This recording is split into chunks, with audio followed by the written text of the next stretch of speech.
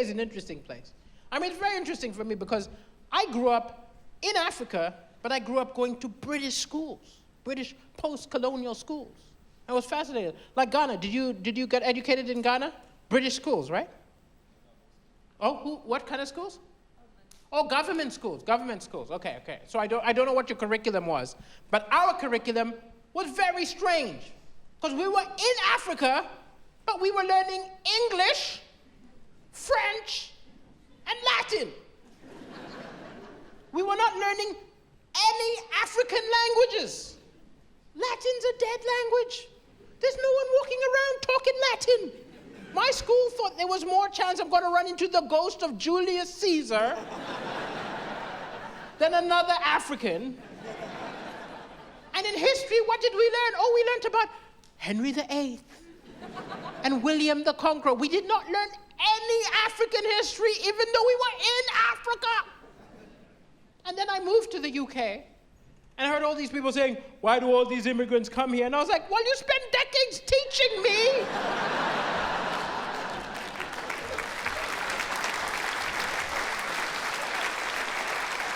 Where did you think I was gonna go?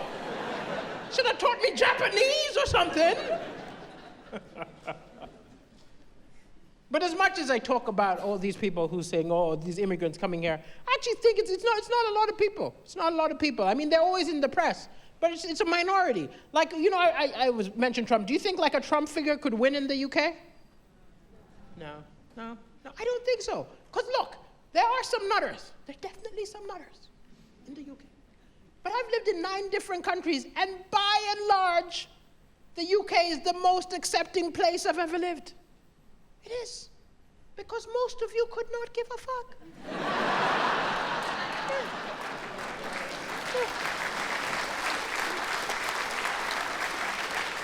You are not bothered by race at all. You don't have time. In fact, I would go so far as to say, you hate each other more than foreigners. I live in Manchester, and I've been told, oh, you're black, it's fine, at least you're not from Liverpool.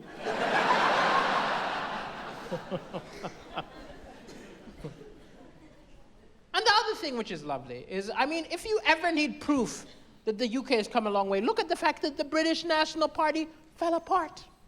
They're no longer a party. And the reason they fell apart is brilliant. They fell apart because they forgot to file the paperwork to renew their status as a party. They were defeated by admin. And you know what must drive them crazy? I bet they all know if they had a few immigrants working in the office, they would have been fine.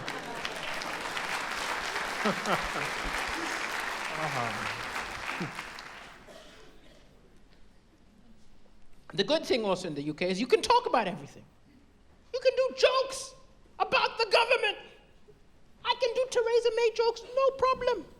I can talk about the Queen, no problem. It's not the same everywhere. You think I'm ever going to North Korea and drop in some, yo. This is like Fatty Kim, yo, no. In fact, I'm not even going to put that on the special. Just going to edit it just in case he watches it. No. Kim Jong-un jokes, no Putin jokes, nothing. I actually got in trouble in Malawi over a joke. And at the time, my dad was in the Malawi government. You'd think that gives me some protection. No, it did not. My dad was a minister, government minister. And it was interesting, because when I was younger, he was obsessed with my education. No matter what grades I got, they weren't good enough. If I got 5 A's, 2 B's, he'd say, no! You're not reaching your potential, huh? Apply yourself! If I got 7 A's, 1 B, no. Apply yourself. Not reaching your potential, he'd lock me up, make me study. And I understand, though. He just wanted to be proud of me. He was pushing me to be the best version of myself. And you know, he's still in the government, right? He's still in the Malawi government. So I called him the other day and I said, Dad, there are food shortages all over Malawi and there's strikes in the street. Apply yourself. I don't think you're reaching your potential. I did this joke on a Monday. Tuesday morning, front page of all the Malawi papers was my face. And the headline, Minister's Son Ridicules Government. I got a call from the Malawi censorship board angry. They said, "We have heard you are trying to bring down the government. We are coming to arrest you. Where do you live?"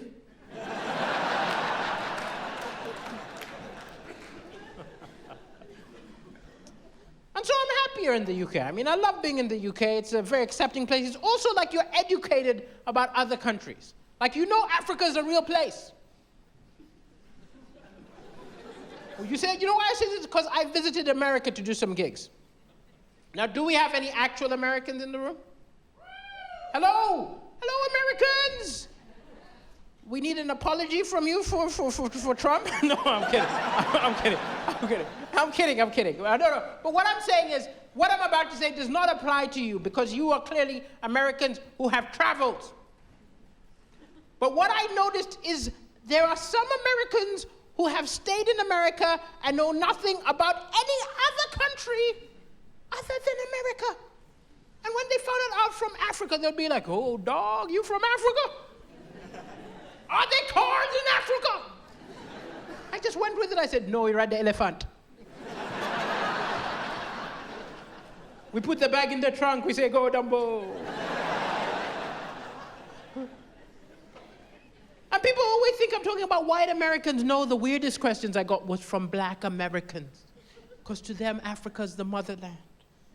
It's their roots. One guy, Kyle, came to me and said, yo, dog, man. Can you help me, man? Can you help me? Can you give me an African name? I want to do that Malcolm X thing. I want to cross out my slave name, replace it, blam, with some Wakanda shit, man. Come on. I said, okay. Your name is now Mazunzo. Good name, my brother's name. He said, no, dog. I want a real African name. I want a name with a click. I said, okay, your name is like, no. He said, that's some cool shit. What's it mean? I said, it means you're an idiot. That's what it means.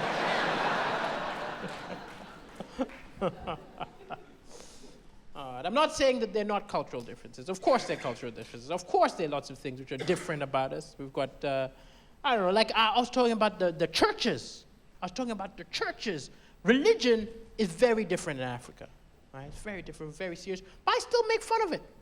You know, a lot of people say you shouldn't make fun of stuff. I still write jokes about it because I can see the funny. I remember when I was a kid, the first time I walked past a church, I said to my dad, Dad, why is there a cross on that house? My dad said, well, the person who started that religion died on a cross, so to remember him, we have the crucifix. The next day, I was walking past the synagogue, and I saw the Jewish star, and I was like, wow, the person who started that religion was killed by ninjas.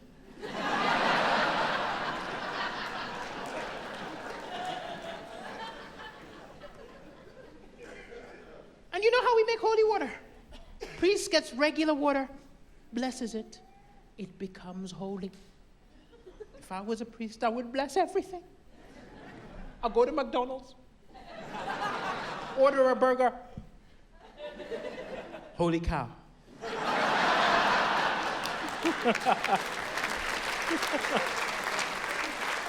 I'll get some tacos.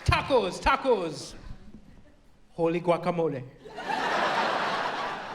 Take a dump. Holy shit. And my family was so religious. My teenage years, I started acting up. A lot of your parents would have called a psychiatrist. My dad called an exorcist. I do not know if any of you have ever been exorcised. It's not fun. They strap you to the bed with ropes. They start pouring holy water down your mouth. I was like, My dad did not think this was enough. He believes you spare the rod, you spoil the child. There was a big wooden cross. He grabbed it, passed it to the priest, and said, beat him! Beat the devil out of him! The priest began to whack me. I was on the bed like, ah! So understandably, when the priest said, Satan! I figured I better play along. Now, I've watched The Exorcist movie. I can't turn my head around 360 degrees, but I gave it a good shot. I was like...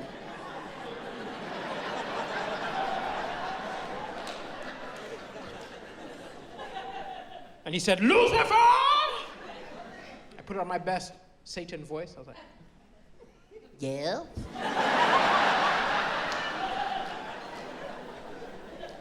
He said, Satan, leave this boy.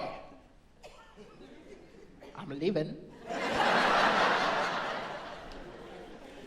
Then I got a great idea. I pointed at my dad and said, I'm going into him!